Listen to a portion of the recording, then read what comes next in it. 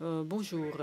C'est en fait un grand plaisir de me retrouver ici et de parler à cette session. Et je suis vraiment très content qu'il y ait vraiment cette séance sur la médecine complémentaire ou intégrative ici, parce que c'est très important, surtout pour améliorer les résultats et le pronostic de cancer. Alors, pendant les 20 minutes à venir, je vais vous donner un aperçu de ce domaine et en particulier comment on travaille du point de vue clinique avec les patients à notre hôpital. Et si j'ai le temps, je vous montrerai également ce qu'on fait en recherche.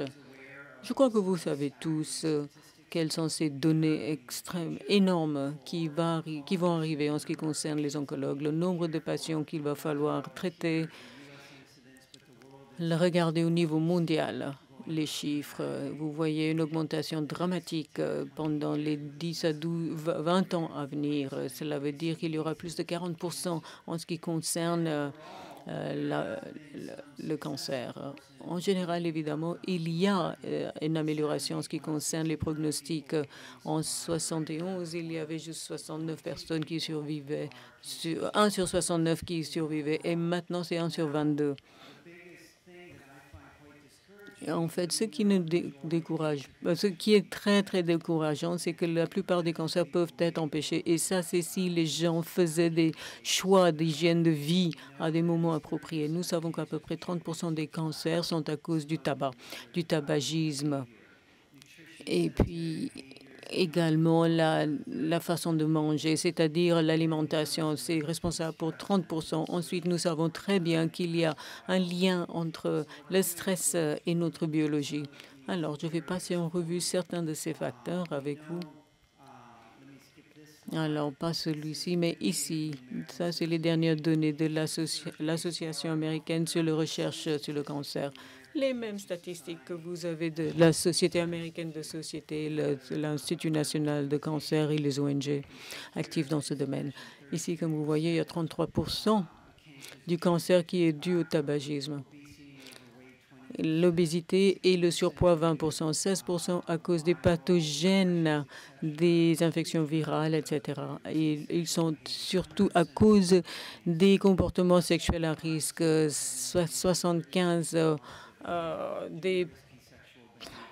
75% des cancers dans le cou et la tête sont à cause de ce genre de comportement. Ensuite, c'est l'exposition au soleil, mauvaise nutrition, etc. Donc, il y a plus de 70% de ces cancers auraient pu éradiquer si nous avions en fait une meilleure hygiène de vie. Et ce sont les mêmes facteurs qui sont très importants pour les patients une fois que le diagnostic est fait pour améliorer le prognostic. Et donc, la médecine intégrative, il s'agit ici de rajouter en fait une arme à l'arsenal de ce qui existe déjà. Alors, à MD Anderson, on travaille beaucoup sur les soins cliniques, la recherche et l'éducation. Et aujourd'hui, on va vous parler de ce qu'on fait au niveau clinique. On suit un modèle qui est très ancien et que George Engel a publié dans les années 70. Et il parlait de plus que le bien-être physique. Il y a le psychospirituel dont on vient d'entendre parler et également le bien-être social. Évidemment, dans la médecine conventionnelle, traditionnelle, le bien-être physique. Et par cela, je parle de la tumeur, c'est-à-dire la irradiation, les thérapies ciblées, la chimio, etc. Maintenant, on fait plus que ça. C'est une meilleure intégration des choses telles que le massage, l'acupuncture, l'exercice physique, etc. On a également entendu parler des autres choses pour le bien-être spirituel et qui intègrent des pratiques qui intègrent à la fois l'esprit et le corps. Et je vous explique pourquoi c'est important.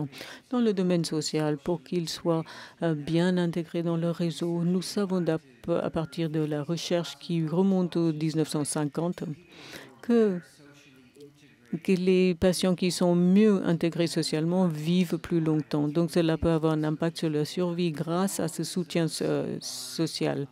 Tout ceci est chapeauté par, en fait, les oncologues et nous sommes très ouverts en ce qui... Nous avons en fait une situation vacante pour ceux qui veulent travailler chez nous en tant qu'oncologues.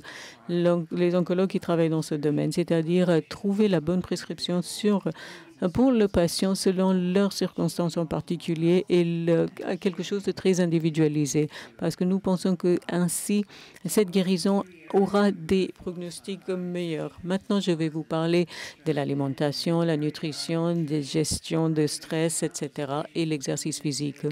Lorsque les patients viennent nous voir, ils disent « Je crois que je mange comme il faut ». Il faut juste savoir ce que je dois prendre en tant que complément alimentaire. Voilà ce que fait le patient, par exemple. Et ce n'est pas une sous-estimation. Il y a beaucoup de malades qui prennent en fait 80-90 sortes de complémentaires alimentaires. Il y en a qui s'injectent avec des substances à base de fruits. Il y a des choses ici qui peuvent être utiles et puis d'autres qui sont plutôt néfastes. Et la majorité ne servent à rien. Donc, ils sont en train de gaspiller leur argent. Mais ce qui nous inquiète le plus, c'est les interactions avec d'autres médicaments qui peuvent avoir des implications négatives. Alors, nous essayons tant bien que mal de ne pas regarder ces produits naturels. Pas chercher la drogue miracle, parce que cela peut faire plus de mal que du bien. Et particulièrement parce que la plupart de ces patients ont des vies extrêmement malsaines. Ils prennent des antioxydants et ils mangent en même temps tout ce qui est fast-food ou la malbouffe, comme on dit en France. Nous faisons une évaluation de leur régime alimentaire et ce qui nous inquiète le plus, c'est leur consommation de sucre. Non seulement ceci, mais tout ce qui est hydrates de carbure. En fait, typiquement ce qu'on mange dans l'Ouest, ce qui n'est pas très sain et qui a une concentration très élevée dans la charge glycémique. Regardez ce qui se passe avec la consommation du sucre aux États-Unis.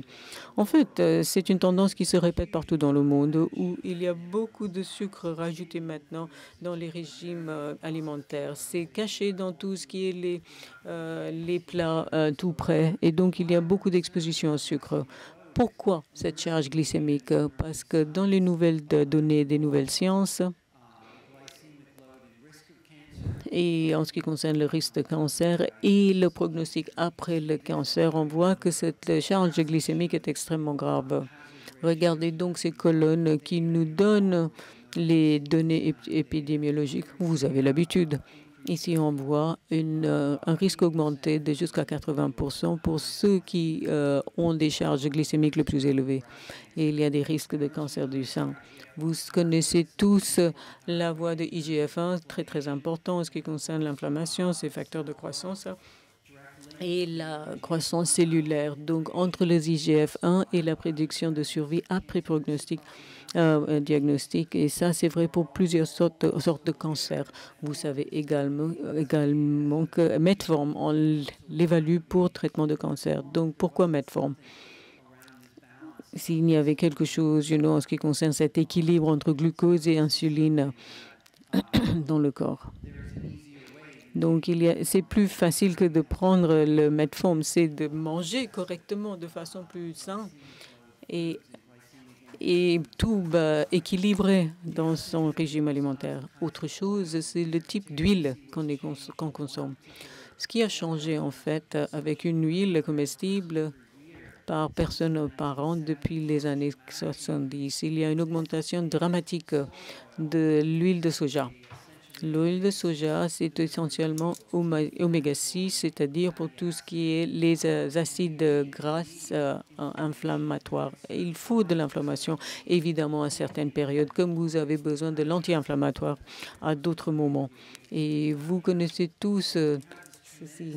Mais il y a un déséquilibre énorme entre oméga 6 et oméga 3. Et ça, c'est en fait le régime standard américain où il y a beaucoup d'acides gras oméga 6. Donc, il y a tout le temps une charge inflammatoire. Et puis, tout ce qui est fast-food, tout ce qui est junk food, la malbouffe est chargé de cet oméga 6. Donc, à cause de cet déséquilibre et le type d'alimentation que nous avons, beaucoup de problèmes. L'obésité qui a commencé aux États-Unis mais qui maintenant s'est exportée partout dans le monde. Alors, voici les pays. En 2012, évidemment, le Mexique et les États-Unis sont les leaders dans ce domaine, mais il y a d'autres pays occidentalisés. La France est ici, au milieu. Mais comme vous allez voir ici, en France, la tendance continue à monter. Donc, les prévisions pour 2020, c'est que plus que 50% de la population sera classifiée en tant qu'obèse en France. C'est pire pour d'autres pays. Il y a également une épidémie de diabète en Chine et en Inde qui prennent du poids et ils ont leur diabète maintenant à un âge beaucoup plus tôt. Donc, tous ces voies en fait inflammatoires vont augmenter la possibilité de cancer de façon dramatique. Nous savons également qu'il y a un lien direct entre le cancer et l'obésité, le risque de cancer et également les pronostics négatifs après.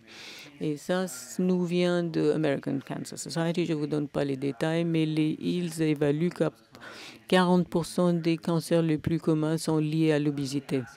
Heureusement que ASCO et d'autres organisations dans le monde se sont rendus compte et que les oncologues doivent jouer un rôle beaucoup plus important pour adresser ce problème de surpoids et l'obésité. Voilà ce qu'on fait avec nos patients. On parle de la nutrition en tant qu'agent thérapeutique, c'est-à-dire qu'il y en a qui sont carcinogéniques et puis d'autres carcinogènes, pardon, et d'autres qui ont des produits chimiques anti-cancer. Il y a des données épidémiologiques qui nous montrent que si on a un meilleur régime alimentaire, nous pouvons baisser le risque de cancer et de développement du cancer.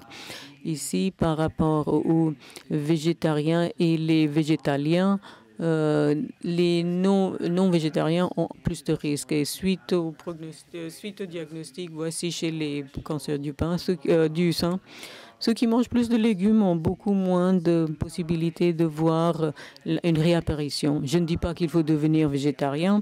Donc, il y a un lion qui dit « il faut manger plus de végétariens », c'est ça? Mais non, il faut manger beaucoup plus à base de fibres, à base de fibres végétales, avoir des gras plutôt sains, beaucoup plus de légumes, beaucoup plus de légumes. Ça, c'est la recommandation de la Société américaine de cancer. Mais ce qui ne fait pas partie maintenant des normes pour les soins supportifs. Alors, l'exercice physique, je vais le faire un peu plus rapidement. Chaque oncologue, chaque médecin doit le dire à chaque patient à chaque fois qu'il se voit. La preuve, c'est-à-dire des avantages de l'effort physique et tout ce qui est sédentarisme, les mauvais effets. L'ANSET dit que maintenant, à cause de sédentarisme, c'est aussi mauvais en fait que de fumer. Il y a des grandes campagnes sur l'antitabagisme, mais il n'y a rien sur un manque d'exercice. Il faut être vraiment physiquement beaucoup plus actif. Il suffit de marcher 1 heure par jour et ainsi vous baissez par 50% la possibilité de cancer du sein. Des données plus récentes, le lien entre l'activité physique et la réapparition de ce cancer colorectal. Ici, on voit qu'il y a une baisse de 50%. Dans la survie, de la même façon pour la prostate, pour le cancer, pour la gliome malignante ou tout ce qui se trouve dans les voies supérieures. En fait, c'est le comportement sédentaire et en plus le manque d'activité physique. Ici, on voit une étude sur 92 000 personnes. La protection contre les AVC, qui est liée donc une corrélation directe avec la physique, l'effort physique, également pour le cancer. 20% de plus de risque de mourir de cancer si vous êtes le plus sédentaire sur cette étude sur la population. Pour revenir au cancer colorectal, 25% d'augmentation de mortalité, risque de mortalité pour ceux qui sont les plus sédentaires. Alors, il contrôle l'activité physique, mais il ne suffit pas de dire allez marcher pendant une demi-heure ou 1 heure par jour. Il faut en même temps réduire le comportement sédentaire. Domaine de stress, ça c'est vraiment le plus difficile, surtout pour les patients. Et nous, en tant que société, Mais je crois que ce serait idéal si tout le monde avait en fait un travail plus simple, une petite maison et une famille complètement différente. C'est le stress qui vous tue. On peut le faire, n'est-ce pas? Et dans chaque étude, quand on a regardé l'effet de stress et les fonctions biologiques, dit de façon unanime, quelles que soient les mesures que vous avez prises, que c'est toujours un impact négatif, le stress. Je vous dirais juste que le stress raccourcit les télomères. Je ne vais pas les passer en détail. Cela veut dire que le stress est en train de accélérer le processus de vieillissement. Cependant, c'est un facteur étiologique et c'est un très grand défi. On travaille avec les patients suite à un diagnostic pour essayer de baisser le niveau de stress parce que dans la littérature chez l'animal, on est convaincu. Et ici, vous voyez sur les graphiques que la taille, en fait, dimension de la tumeur et sa façon de s'étendre dans tout le corps est en fait assez dramatique. Les bêta-bloquants peuvent bloquer la libération à l'aval et l'impact des hormones de stress, comme si les animaux n'étaient plus exposés au stress. Donc il y a beaucoup de recherches parce que nous sommes très réductionnistes. On ne cherche que la pilule. On veut les pilules pour baisser les effets de stress. Mais finalement, ça va poser un grand problème.